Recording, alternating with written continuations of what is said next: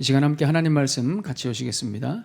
오늘 우리에게 주신 하나님의 말씀 마태복음 26장 36절에서 46절까지의 말씀입니다. 제 성경으로 신약 46면에 있습니다. 마태복음 26장 36절에서 46절까지의 말씀.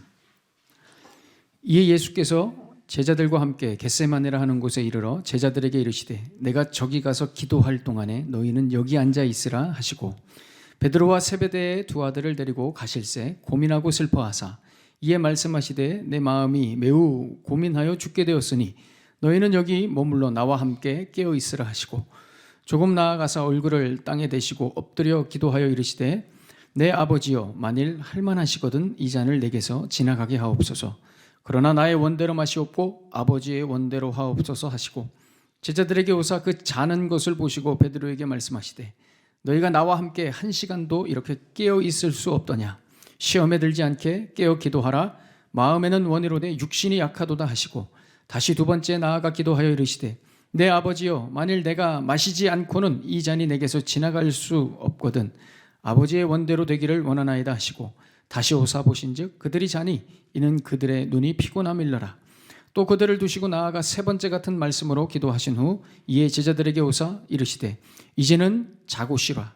보라 때가 가까이 왔으니 인자가 죄인의 손에 팔리느니라. 일어나라 함께 가자. 보라 나를 파는 자가 가까이 왔느니라. 아멘.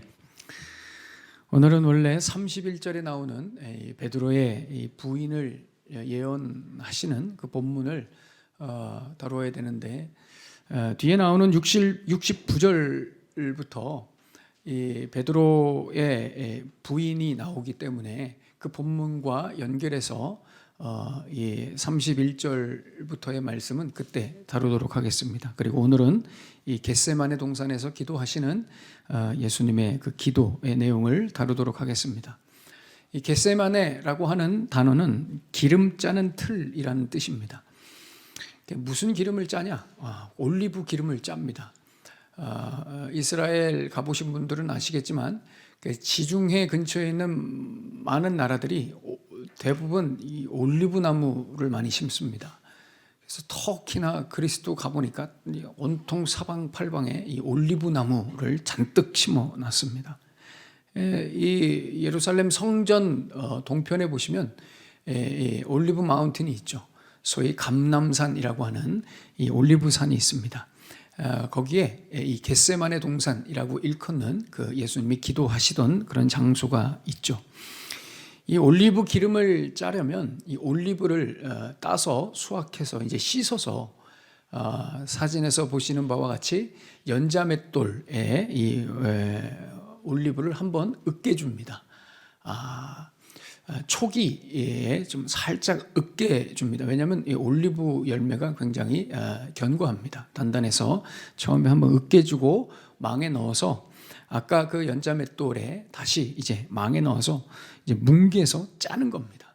그러면 이 올리브가 서로 엉키고 설켜서 서로 이 올리브끼리 비벼져서 물과 기름이 동시에 나옵니다. 이 올리브는 한 80%가 다 이 수분으로 기름으로 되어 있기 때문에 이걸 쫙 짜면은 물과 기름이 동시에 나오죠. 시간이 지나면 물은 가라앉고 기름만 둥둥 뜹니다. 그 기름을 이제 먹는 겁니다. 지난 그 튀르키예 그리스 성지순례에서 올리브 기름을 원 없이 먹었습니다.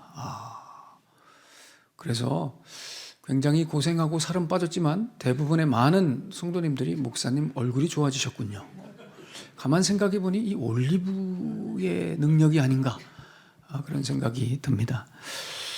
오늘 이 예수님은 늘 겟세마네에서 기도하셨습니다. 누가복음 22장 39절에 보시면 예수께서 나가사 습관을 따라 감람산에 가시매 습관을 따라 감람산에 가심에 제자들도 따라갔다. 습관에 따라 늘 겟세마네 감람산에 가셔서 기도하셨습니다. 겟세마네에서 왜 기도하셨을까? 왜 겟세마네 가서 기도하셨을까? 그렇습니다. 예수님의 기도가 늘 이 기름을 짜는 듯한 간절한 기도셨기 때문입니다. 올리브가 으깨지고 부서지듯이 예수님께서 자신의 몸을 부서뜨리시고 으깨시는 것 같은 그런 마음으로, 심정으로 아버지 하나님께 기도하셨다는 것이죠. 그럼 예수님은 도대체 무슨 기도를 그렇게 몸이 으깨지고 부서지도록 하셨을까? 도대체 어떤 기도를 하시는데 그렇게 올리브 기름을 짜는 듯한 그런 기도를 하셨을까? 오늘 39절에 소개됩니다. 우리가 힌트를 얻죠. 오늘 39절에 기도 너무 중요하죠. 이렇게 말씀합니다. 조금 나아가사 얼굴을 땅에 대시고 엎드려 기도하여 이르시되 내 아버지여 만일 할만하시거든 이 잔을 내게서 지나가게 하옵소서. 그러나 나의 원대로 마시옵고 아버지의 원대로 하옵소서 하시고, 여기 보시면 예수님께서 그렇게 온몸을 쥐어 짜는 듯한 기도를 하신 기도의 내용이 첫 번째 무엇이냐? 이겁니다. 아버지여 할만하시거든 이 잔을 내게서 지나가게 하옵소서입니다. 여기서 이 잔은 죽음의 잔입니다. 죽음을 상징하죠. 지난주에 죽음에 대해서 우리가 간단히 말씀을 나눴는데요. 여러분, 예수님의 죽음은 저와 여러분들이 죽을 그런 죽음이 아니십니다. 우리는 어쩔 수 없이 언젠가 죽는 존재들이기 때문에 죽는 거고요. 예수님은 죽으실 이유가 전혀 없으신 분이 소위 성육신, 인카네이션 하셔서 사람의 몸을 입으시고 이 땅에 오셔서 굳이 하지도 않으셔야 할 죽음과 사망의 과정을 통과하신 겁니다. 죽음 자체가 문제가 아니라, 죽음 자체가 고통스러운 것이 아니라 본인이 말씀으로 창조하신 그 인간들에게 의해 유죄 판결을 받으시고 본인이 창조하신 그 사람들의 손에 채찍에 맞으시고 본인이 창조하신 그 사람들에게 침뱉음과 온갖 놀림과 조롱과 수치와 부끄러움과 모욕과 저주를 받았다는 그런 죽음입니다. 어디 산속에 혼자 들어가서 병들어 죽거나 늙어 죽는 그런 죽음이 아니라 아무 죄도 없이 당시의 최고 법정형, 최악질의 죄로 판결받아 죄인 중에서도 가장 이 죄질이 나쁜 악질 사형수들만 잡아 죽이는 십자가형으로 예수님이 죽으셨습니다. 불명예스러운 것이죠. 수치스러운 것입니다. 예수님은 이 죽음이 어떤 죽음이라는 것을 다 아셨던 겁니다. 너무 부끄럽고 마음이 아프고 수치스러워서 생각만 해도 슬프고 비참해서 이 앞으로 받을 잔이 너무 고통스러우셨던 겁니다. 그래서 몸이 부서지고 으깨지도록 그렇게 간절히 기도하셨던 거죠. 여러분 기억하셔야 됩니다. 예수님이 도대체 뭘 위해 기도하셨는지, 뭘 위해 그렇게 간절히 기도하셨는지를 늘 생각하셔야 됩니다. 두 번째, 기름을 짜듯이 몸이 으깨지고 부서지듯이 기도하신 두 번째 이유는 이것입니다. 39절의 뒷부분입니다. 그러나 나의 원대로 마시옵고 아버지의 원대로 하옵소서. 아멘. 나의 원함을 내려놓고 포기하고 나의 원함을 던져버리고 아버지의 원대로 끝까지 순종하는 것을 위해 몸부림을 치시며 기도하셨습니다. 내가 원하는 것보다 아버지께서 원하시는 것을 이루기 위해 몸이 부서지게 기도하셨습니다. 우리는 이 두 번째 이유가 사실 잘 공감되지 않습니다. 이 첫 번째 이유는 대략 그래도 어느 정도는 공감이 됩니다. 죽음의 잔을 피하고 싶어서 몸이 부서져라 기도할 수 있다고 생각합니다. 어쨌든 죽음을 피하기 위해서 공감이 됩니다. 그런데 이 두 번째 기도는 썩 공감이 되지 않습니다. 내가 원하는 대로 말고 아버지께서 원하는 대로 순종하기 위해서 몸이 부서져라 기도한다? 이게 잘 공감이 되지 않습니다. 왜냐하면 우리가 하는 기도, 우리가 기도라고 하는 모든 우리의 기도의 이유는 내가 원하는 것을 이루기 위해서 우리는 하기 때문입니다. 나는 이런 걸 원하지만 하나님 뜻대로 해 주십시오 라고 우리는 웬만해서 기도하지 않습니다. 왜냐? 우리 입장에서의 기도라는 것은 내 소원과 내가 원하는 것을 이루기 위해서 하는 기도이기 때문이죠. 당연합니다. 기도를 하는 이유 자체가 애초부터 내가 원하는 것을 이루기 위해서 기도하는데, 내가 원하는 것이 이거지만 하나님이 원하는 대로 하십시오. 이런 기도는 사실 우리 상식에서 벗어난 기도라는 것이죠. 뭐 하려고 기도하느냐 말이에요. 우리의 기본 입장이, 우리의 스탠스가 바로 이렇기 때문에 오늘 이 예수님의 아버지의 원대로 하옵소서라는 기도는 우리가 잘 공감이 되지 않습니다. 이런 썩 공감되지 않는 기도를 우리 예수님은 오늘 몸이 부서져라 하십니다. 몸을 으깨듯이 기도하십니다. 우리는 전혀 공감할 수 없는 이 기도를 몸이 으깨지게 기도하십니다. 이 한 가지를 위해서. 너무 고통스럽고 수치스럽지만 아버지, 나의 원대로 마시고 아버지의 원대로 하십시오. 사랑하는 여러분, 여러분은 무엇을 위해 기도하십니까? 여러분은 무엇을 위해 그렇게 애타게, 간절하게 기도하십니까? 저는 우리가 이 예수님의 기도를 따라갔으면 좋겠습니다. 하나님, 저는 이걸 원하지만 하나님이 원하시는 대로 저를 인도해 주십시오. 이 기도가 저와 여러분의 기도가 되기를 소망합니다. 하나님이 원하시는, 하나님 뭘 원하십니까? 저는 이걸 솔직히 원하지만, 그럼 하나님 당신은 뭘 원하십니까? 항상 이런 기도를 올려드리시는 여러분들의 삶이 되시기를 축복합니다. 그렇다면 이제 우리는 좀 더 들어가 보겠습니다. 좀 더 들어가서 우리는 이런 질문을 해볼 수 있습니다. 하나님은 왜 꼭 이 방법으로 우리를 구원하셔야 했는가 하는 겁니다. 이렇게 예수님이 기름을 짜는 수준의 기도로, 예수님조차도 이렇게 기름을 짜는 수준의 기도로 준비할 수밖에 없는 이 방법, 왜 꼭 이런 십자가에 매달려 죽게 하는 방법으로 우리를 구원하셨는가 하는 겁니다. 다른 방법이 얼마든지 있을 수 있지 않겠습니까, 여러분? 오늘 예수님도 그 말씀을 하시는 거예요. 39절의 앞부분에 아버지여, 할만하시면, 가능하시면 이 잔을 내게서 지나가게 해주십시오. 마가복음에는 이렇게 말씀합니다. 마가복음 14장 36절에 아빠, 아버지여, 아버지께서는 모든 것이 가능하오니 이 잔을 내게서 옮겨주십시오. 무슨 말입니까? 아버지, 다른 방법은 없을까요? 왜 꼭 이 방법이어야 할까요? 왜 꼭 십자가여야 할까요? 방법이 이거밖에 없었을까요? 혹시 우리 다른 방법 있으면 그걸로, 물론 이렇게는 안 하셨겠지만 다 아시죠. 다 아시지만 이 방법이 지금 생각해도 너무 수치스러운 겁니다.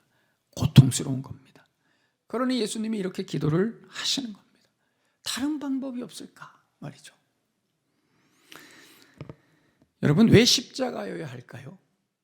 왜 십자가여야 할까요? 왜 이런 구차하고 번거롭고 억울하며 고통스럽고 고생스러운 방식이어야 할까 하는 겁니다. 예수님이 이 땅에 오셔서 30년 동안 사시다가 3년 동안의 공생애 동안 사람들에게 나타나셔서 가르치시고 다니시면서 병 고치시고 먹이시고 결국 십자가에서 죽으시는, 왜 이런 고생으로 구원하셨을까? 얼마든지 여러분 다른 방법이 있지 않으셨겠습니까? 하나님이 지혜로우신데 그냥 수술로 몸속에 있는 종양이나 암덩어리를 걷어내듯이 여러분 우리 안에 있는 이 죄만 쏙 도려내 주시면 어떨까요? 그잖아요. 못하실까요, 하나님이? 우리 안에 있는 이 죄만 그냥 쏙 도려내 주시면 좋잖아요. 그리고 다시는 죄를 짓지 않게 이 땅의 모든 사탄과 악의 세력들을 싹 쓸어버리시는 거예요. 다시는 죄를 짓지 못하게 이 땅에 있는 모든 수를 다 없애시고, 다시는 죄를 못 짓게 이 땅에 있는 모든 죄의 유혹거리들을 다 없애시는 거예요. 그럼 우리가 죄를 짓지 않겠죠. 그렇지 않겠습니까? 다 삭제시켜 버리시면 간단할 문제를, 죄를 도려내시고 마귀를 멸하시고, 그죠? 범죄할 요소를 다 없애시면 간단한 문제를 한 여자를 부르셔서 성령으로 잉태케 하시고 30년 동안 목수로 살게 하셨다가 3년 동안 돌아다니시면서 그 고생을 하시다가 결국 수치스럽게 그 십자가에서 처형되게 하시냔 말이죠. 우리는 늘 이게 궁금합니다. 여러분들이 구원에 대해서 분명히 아셔야 될 것이 있습니다. 구원이라는 것은 단순히 죄가 용서되는 상태만을 의미하지 않습니다. 여러분, 구원은 죄가 없는 상태만을 말하지 않습니다. 구원이라는 것은 죄 용서함을 받았다, 이것을 넘어 우리가 하나님의 자녀가 되었다, 이런 말입니다. 이게 구원이죠. 쉬운 말로 죄가 없어졌다, 이것을 넘어서 하나님을 사랑하게 되었다는 것입니다. 그래서 우리 안에 죄가 용서됐지만 하나님을 사랑하기 때문에 이제 그 죄가 싫은 것입니다. 이게 구원이죠. 여러분, 천국은 단순히 죄 용서함을 받은 자들이 가는 곳이 아니라 하나님을 사랑하는 자들이 가는 곳입니다. 여러분, 나중에 천국 가보면 다 동일합니다. 하나님 사랑하는 사람들만 모여있는 곳이 천국입니다. 다른 문제입니다. 죄 용서함을 받았다, 나는 이제 죄가 없다, 이것과 내가 적극적으로 하나님을 사랑한다, 이것은 또 다른 문제입니다. 여러분, 우리에게 예수님께서 주신 것은 죄사함뿐만이 아니라 이 죄만 도려내 주신 것이 아니라 하나님을 사랑하며 살아갈 수 있는 능력과 의지까지 주신 것입니다. 그래서 우리는 이제 이 능력, 십자가의 능력과 의지로 선택할 수 있습니다. 하나님이 기뻐하시는 것과 내가 기뻐하는 것, 그 둘 중에서 선택할 수 있어요. 이게 십자가의 적극적인 능력입니다. 여러분, 세상 사람들은 하지 못합니다. 우리는 합니다. 무엇이 옳은지 무엇이 옳지 않은지를 분별하며 살 수 있죠. 그걸 보여주시려고 예수님이 이 땅에 오신 겁니다. 여러분, 출애굽 사건을 생각해 보십시오. 이스라엘 백성들을 그저 단순히 그 압제에서 구원만 하시려면 애굽에서 굳이 꺼낼 필요가 없습니다. 그냥 애굽에 있는 바로와 애굽 백성들을 굴복시켜서 그냥 이스라엘 백성들이 그 땅을 다스리게 하시는 것으로 구원하시면 됩니다. 왜 굳이 꺼내셔서 가나안 땅으로 가게 하셔서 그 광야를 지나서 가나안 땅에 입성시키냔 말이에요. 여러분, 이 고센 땅이 이 이집트의 지금 고센 땅 카이로 그쪽에 있는 땅이 훨씬 가나안 땅보다 땅의 질이 좋습니다. 비옥합니다. 그런데 왜 굳이 그 땅에서 나오게 하셔서 광야를 지나서 가나안 땅에 들어가게 하셨냔 말이에요. 여러분, 가나안 땅이 더 좋아서? 그렇지 않죠. 가나안 땅으로 가는 그 고생의 여정 속에서 하나님을 더 알아가며 사랑하며, 그죠? 하나님의 언약 백성이 된다는 게 무엇인지를 깨닫게 하시려고 그 고생을 시키십니다. 그래서 여러분, 출애굽이 구원이 아니라, 출애굽한 것이 구원이 아니라 하나님을 사랑하며 의지하며 가나안 땅으로 들어가는 그 여정이 구원인 것입니다. 좀 어려울 수 있죠. 쉽게 말씀드려서 예화를 들어야 이해가 된다는 이런 안타까움이 우리 안에 있습니다. 그래서 결국은 원론은 까먹고 예화만 기억하는 우리의 연약함이 있는데, 예를 들면 이런 겁니다. 신호등이 있어요. 신호등에 우리는 빨간불이면 건너지 않고 파란불에만 건넙니다. 그런데 신호등에 빨간불이에요. 나는 건너지 않았습니다. 예수 믿기 때문에 건너지 않았죠. 근데 어떤 사람이 빨간불인데 홀랑 건너갑니다. 분노합니다. 저런 인간이 하면서 속으로 막 비난하고 정죄합니다. 여러분, 빨간불에 건너지 않는 것만이 구원이 아니라 빨간불에 건너는 사람 보고 욕하지 않고 그 사람을 사랑하는 것이 구원입니다. 이게 예화가 더 어렵네. 이게 참. 성경을 100번 읽은 것만이 구원이 아니라 성경을 한 번도 안 읽은 사람을 정죄하지 않고 그 사람을 뜨겁게 사랑해 주는 게 구원이고 십자가입니다. 하루에 10시간 기도하는 것만이 구원이 아니라 미안합니다. 죄송합니다. 제가 부족했습니다. 라고 인정하는 게 구원입니다. 교회를 크게 목회하는 것만이 구원이 아니라 예수님처럼 침례 요한처럼 화려함 버리고 끝까지 마지막까지 낮고 천한 자리에 있는 것이 구원입니다. 오늘 하루 주어진 나의 24시간의 이 시간을 사는 동안 오직 나와 내 가정만을 위해서 살지 않고 단 1시간이라도 단 10분이라도 하나님 영광 위에 다른 사람들을 위해 헌신하고 섬기는 것이 구원입니다. 이게 전부 다 예수님이 이 땅에 오셔서 고생스럽게 삶으로 보여주신 구원인 것입니다. 우리로 하여금 그렇게 살게 하시려고, 그렇게 하나님을 사랑하며 살게 하시려고 친히 고생스럽게 이 과정을 이루신 겁니다. 여러분 기억하셔야 됩니다. 구원은 더 이상 죄를 짓지 않는 게 구원이 아니라 어떻게든지 의와 선을 행하는 것이 구원입니다.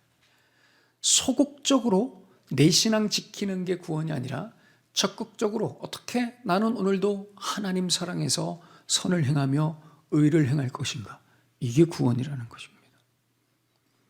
하나님은 여러분 옆에 있는 그 사람, 오늘도 여러분 그 옆에 있는 예수 믿지 않는 그분을 위해서 여러분들이 기도하시죠? 그리고 그렇게 애를 씁니다. 하나님은 절대 그 여러분 옆에 있는 그 사람 갑자기 한 방에 굴복시켜서 변화시키지 않습니다. 다시 말씀드릴게요. 여러분 옆에 있는 그분, 이분 내 사랑하는 남편, 아내, 우리의 자녀들, 내 동료, 하나님, 바울이 다메섹 도상에서 예수님을 만난 것처럼 그냥 한 방에 변화시켜 주시면 안 되겠습니까?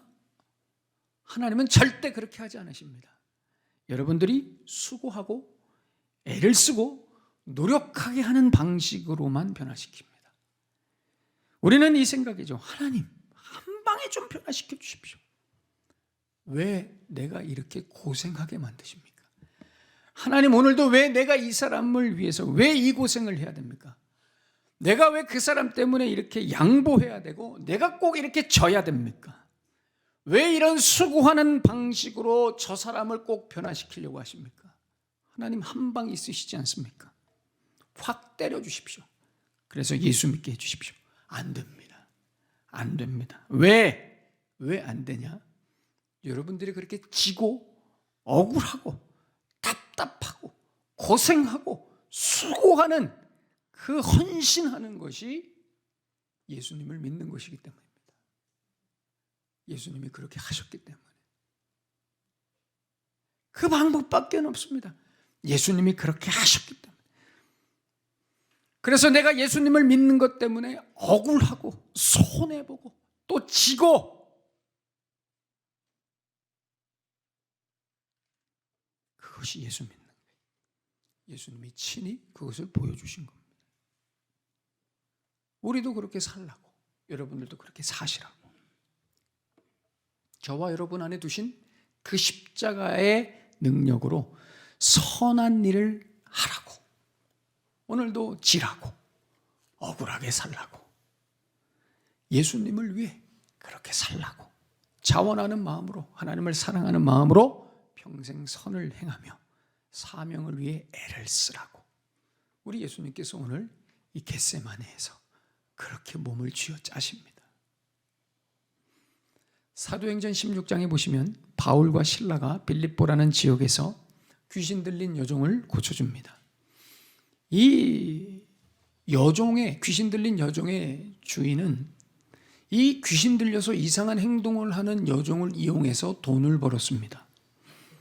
근데 바울이 이 빌립보에 도착했을 때 멀쩡하게 이 여인을 보고 너무 이상하니까 이 여인을 멀쩡하게 고쳐놨습니다.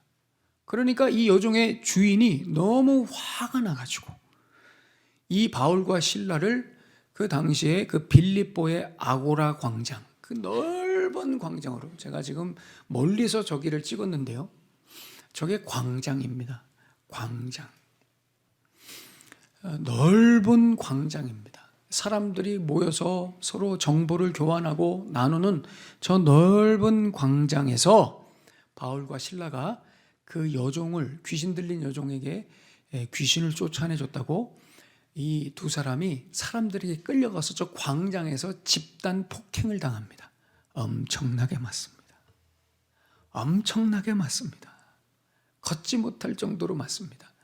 그래서 이 걷지 못할 정도로 맞고 난 후에 질질 끌려가서 감옥에 갇힙니다. 저기가 바로 바울과 실라가 갇혔던 감옥입니다. 안이 저렇게 돼 있습니다. 이 사진을 찍다가 핸드폰을 떨어뜨릴 뻔했습니다. 이렇게 찍어야 돼서. 감옥이 저렇게 생겼습니다. 집단 폭행을 당하고 저기에 끌려가서 바울과 실라가 저기에 앉아서 뭐 했느냐? 밤새 찬양하고 기도했습니다. 잘 아시는 대로 그랬을 때 갑자기 밤중에 지진이 나서 옥문이 열립니다.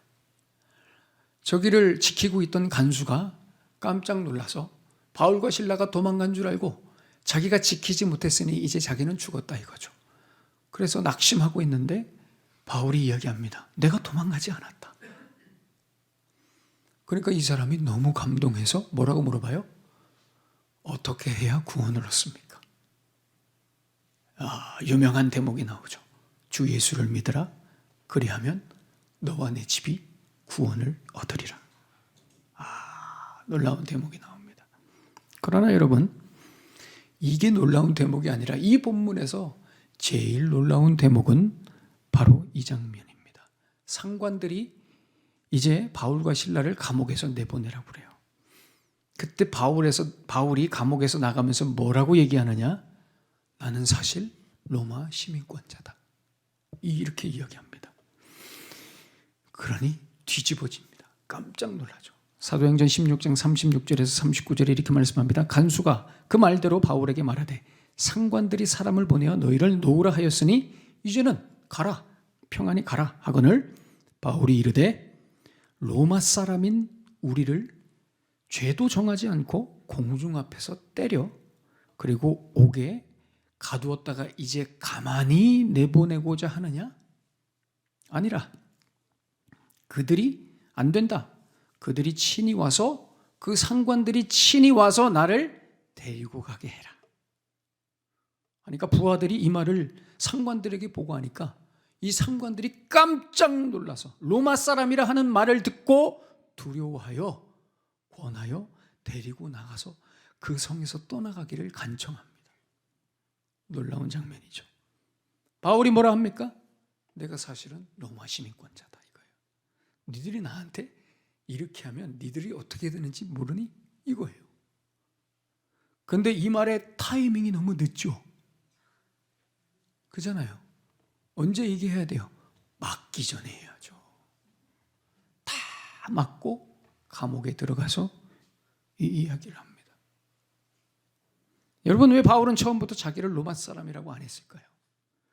왜 억울하게 그렇게 두들겨 맞고 감옥에 갇히도록 내가 로마 사람이라고 안 했을까요? 그렇습니다. 그래야 한 영혼이 구원받기 때문입니다. 한 가정이 구원되죠. 한 영혼이 예수님을 믿게 하는 데는 로마 시민권이라는 인간적 힘이 필요한 것이 아니라 예수님처럼 억울하고 수고하고 고생스러운 자리까지 가야 되는, 여러분, 이것이 바로 구원이요, 구원받은 백성들의 삶입니다. 근데 우리는 어때요? 온통 사방팔방 우리가 가진 로마 시민권만 자랑하며 살죠. 우리는 늘 이 겟세마네에서 기름을 짜듯이 기도하신 예수님을 생각해야 됩니다. 왜 이렇게까지 하셔야 했는가? 내 아버지여, 만일 할만하시거든 이 잔을 내게서 지나가게 하옵소서. 그러나 나의 원대로 마시옵고 아버지의 원대로 하옵소서. 온몸이 부서져라 기도하신 예수님 생각하면서 우리가 살아야 된다는 겁니다. 그러면 좀 억울해도 좀 참을 수 있습니다. 좀 수고해도, 고통스러워도 참을 수 있습니다. 왜냐하면 예수님은 더 하셨기 때문에. 사랑하는 여러분, 이 생각 꼭 하셔야 됩니다. 오늘 이 예수님의 겟세마네 기도에 우리가 참여할 수 있어야 됩니다. 비록 함께한 베드로와 야고보와 요한처럼 계속 졸고 자도 여러분, 우리는 그 자리에 참여해야 됩니다. 예수님의 이 겟세마네 기도를 이해해야 됩니다. 노력해야 됩니다. 그것이 바로 구원이고 믿음인 줄로 믿습니다.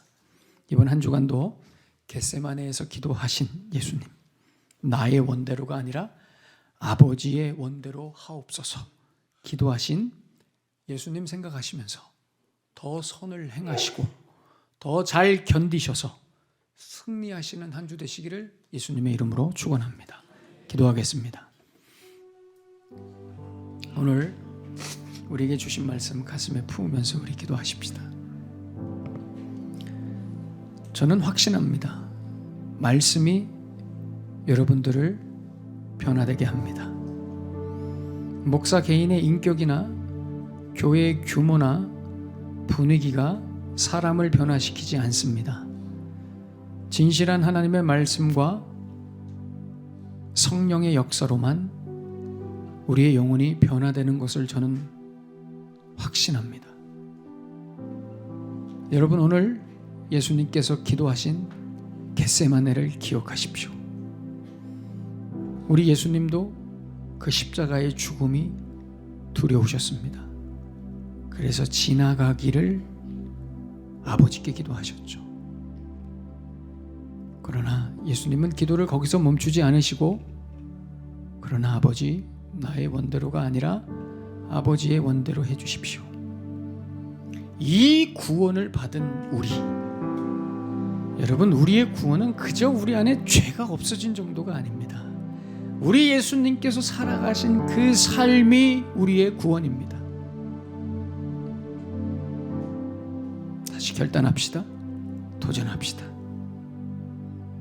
어렵지만 비록 같이 가서 졸지언정 예수님, 저도 그렇게 살고 싶습니다.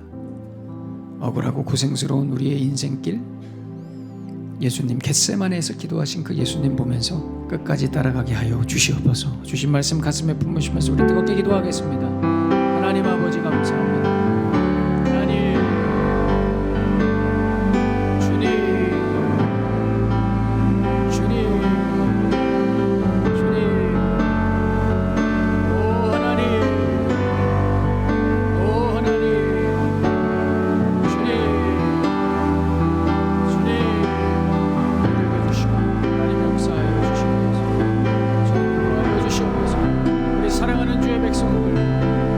말씀 앞에 결단하게 하시고 우리의 구원 되시는 예수님을 쫓아 믿음으로 아멘. 주여, 주님 주시옵소서.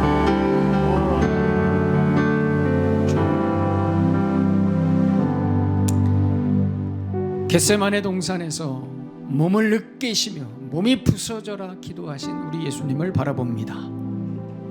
그리고 우리의 기도를 돌아보며 우리의 구원을 다시 확인합니다.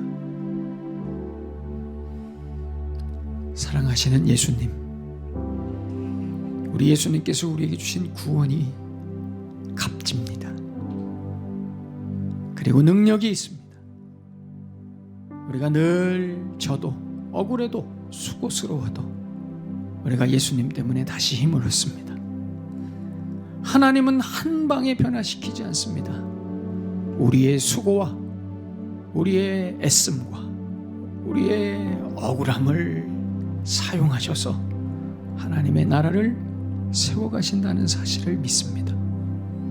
오늘도 그 영광에 참여하는 주의 백성들의 삶 다 되게 하여 주시옵소서. 예수님의 이름으로 축복하며 기도하옵나이다. 아멘.